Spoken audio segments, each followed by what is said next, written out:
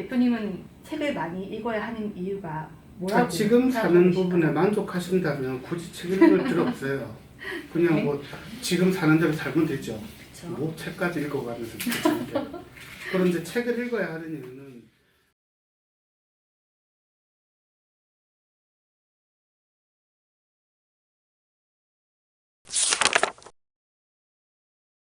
우리가 책을 많이 읽어야 하는 이유, 대부분 모두 다 책을 많이 읽어야지 라고 생각을 하는데, 많이 읽어야 뭐가 좋지라고 한 번씩 딱 말을 해보라 그러면은 답을 못하는 질문 같다는 생각이 잘 들더라고요. 대표님은 책을 많이 읽어야 하는 이유가 뭐라고 그러니까 지금 사는 생각하시나요? 부분에 만족하신다면 굳이 책 읽을 필요 없어요. 그냥 네. 뭐 지금 사는 대로 살면 되죠. 그렇죠. 뭐 책까지 읽어가면서 괜찮게. 그런데 책을 읽어야 하는 이유는 지금 사는 자기의 모습과 방법들, 그 다음에 자기가 추구하고 지향하는 그런 목표한 바들이 조금씩 다른 거예요. 네. 그런 것들을 그냥 자기가 처음부터 이렇게 다 하나씩 진행하다 보면 수업료를 너무 많이 내는 거지. 시간도 낭비가 되고 비용도 많이 들고. 그렇기 때문에 그런 부분들을 조금 줄일 수 있는 게 책이죠. 독서기도 하고. 근데 이 독서가 의무적으로 해서는 되는 일은 아니에요. 내가 필요한 부분이 뭔지를 이해하는 게 중요하죠. 네. 그리고 책만 읽으면 졸리잖아요. 그리고 누가 추천한 책만 보면 그게 나한테 의미가 별로 없으면 돌아오지 않는 거죠. 그러니까 정말 나한테 필요한 책을 읽어야 되는 거고, 그 필요한 책을 읽어서 개선이 되어야 하는 거죠. 내가 지금보다 조금 더 개선이 되고, 조금 더 행복해지고, 그 다음에 조금 더 지혜로워지고, 이런 것들이 필요한 거죠. 우리가 배워온 여러 가지 직업에 대한 어떤 그런 기술, 학력, 이런 것들이 이런 것들을 보장해주지 않는다는 거죠. 자기 어떤 것, 앞으로 나아갈 바라든지, 행복이라든지, 그 다음에 부를 이루고 사는 거라든지. 그래서 이런 부분들을 다 감안해서 가장 빨리 갈 수 있는 길이 독서입니다. 근데 이 독서가 이왕이면은 두 사람이 하는 게 더 좋아요. 이왕이면은 세 사람이 하는 게 더 좋고. 왜냐하면 이게 억지로라도 되는 일들이 있거든요. 그래서 독서는 처음에 습관이 붙기 전까지는 독서 습관을 붙일 수 있는 동기나 그런 모임 이런 것도 굉장히 추천드리고 싶습니다. 저희도 사회 독서 모임이라든지 독서 교육 등을 좀 저희가 프로젝트를 끝나거나든지 좀 정기적으로 운영을 하려고 하고 있는데, 이 부분에 대표님 말씀대로 좀 조금 더 나은 삶을 원하시는 분이라면 이 시간을 좀 가져가지고 삶을 좀 더 질을 업하는 그런 시간으로 가지기 위해서도 정말 중요한 부분 같습니다. 시대가 주는 운을 내 것으로 만드는 방법이 무엇일까? 라는 겁니다. 네. 이 부분을 얘기하자고 들면은 네. 이제 사유의 방법, 그 다음 현재 우리에게 주어진 어떤 미션 같은 거 이런 것들을 잘 이해해야 돼요. 예를 들면 네. 코로나 시절이면 어때요?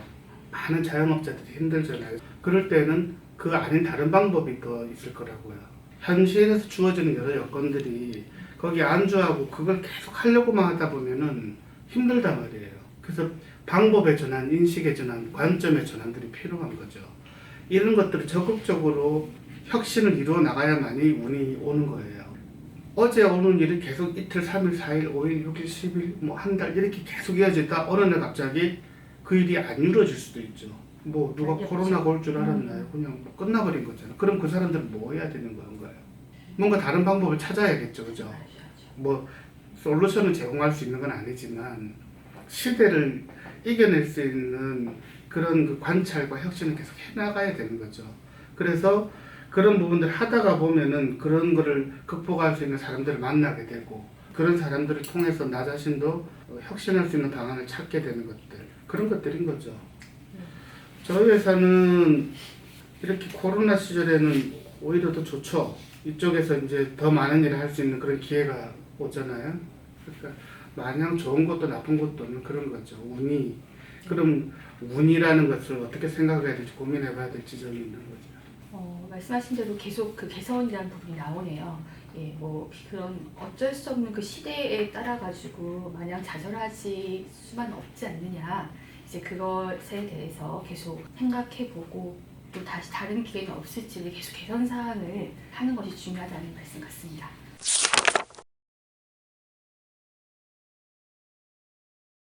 아마존의 창립자 제프 베조스가 그린 플라이 휠이라는 4단계의 그림이 있습니다. 이 구조는 4단계가 맞물려 돌아갈 때 아마존이 성장을 나는 선순환을 만들어내고 있다고 합니다. 책에서는 삶의 모든 영역의 구조화를 추천하고 있었는데요. 실제로 이 구조화, 지금 대표님이 강조하고 계신 그 키워드인데 실제로 구조화를 하면 그 좋은 이유가 어떤 게 있을까요? 구조화는 상당히 좋아요. 구조화. 그리고 저도 이 책을 읽으면서 가장 감동받았던 부분이긴 한데 이렇게 삶이 복잡하고 그렇잖아요. 여러 가지로. 네. 근데 좀 단순화시키는 거죠. 3가지로 축약한다든지 4가지로 축약한다든지. 여기에서 김도윤 작가는 본인의 유튜브 쪽을 하는 데서 갖고 6가지로 구조화를 축약했어요. 그거 이상은 없다 이 말이지. 그러니까 굉장히 체크하고 점검해야 될 부분이 선명한 거죠. 이게 구조화는 훈련을 많이 하면 좋을 것 같아요. 그럼 좀 약간 좀 구체적으로 예를 들면은 대표님은 뭐 최근 들어서 구조화를 하셨던 어떤 예가 있으실까요? 구조화는 늘 일상에서 하고 있죠. 구조화는 복잡한 어떤 그 일에 대한 프로세스도 좀 짧게 순서적으로 하죠. 여기에서 나오는 그것들 중에 굉장히 감동받는 것들이 많았어요. 이분이 얘기한 것 중에 6가지 벌꿀 모양인 거죠. 네. 유튜브의 채널 성장을 하기 위해서 기획, 섭외 촬영, 편집, 업로드, 평가 이렇게 6가지로 간략하게 정리를 해서 이게 지금 거의 뭐 굉장히 큰 유튜브 채널을 이루고 있죠. 네. 우리가 하고 싶은 여기 이제 목적이 중요한 거예요. 목적이 여기 목적이 채널 성장이거든요. 네. 그러니까 우리가 구조화를 하는 데 있어 가지고는 가장 중요하게 생각해야 될 게 어떤 목적이냐는 거죠.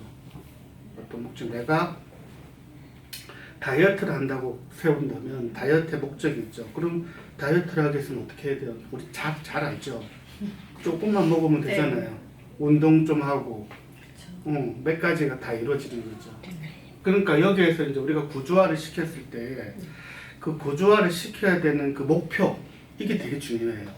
목표. 내가 어떤 것을 이루기 위해서 구조화를 해야 되느냐 이런 거죠. 그거를 나름으로 뭐 정답은 없는 거예요. 정답은 독서를 잘하겠다고 하면 어떻게 돼요? 책을 사고 읽고 그러면 되는 거잖아요. 그렇게만 하면 책을 많이 읽나요? 그렇진 않을 거잖아요. 그리고 그렇죠, 그렇죠.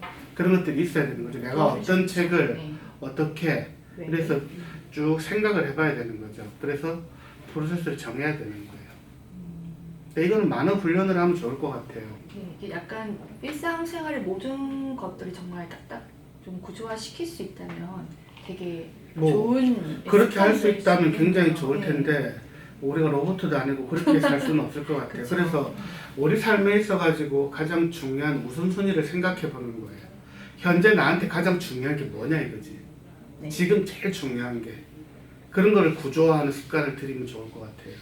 그런 게 뭔지 얘까지 들어주면 좋겠는데 이 구조화 작업에 대해서 표로 만드는 것들이 있어요. 115페이지, 116페이지 보면 이런 것들은 좀 참조해 보면 굉장히 좋을 것 같아요.